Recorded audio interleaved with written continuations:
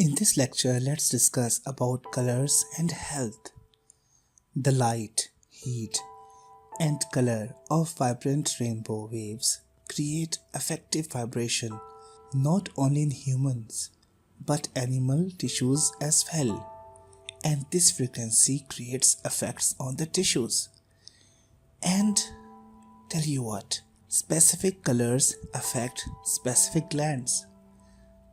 Like if I tell you about organ, the heart is affected by the color red, liver by color yellow, thyroid glands by the color blue, lungs are affected by color orange, eye is affected by sky blue color, pancreas by violet color, and phlegmatic glands are affected by dark blue, and pituitary gland are affected by violet color, spleen by purple, bladder by violet color, testes by violet color, and even ovary by violet color.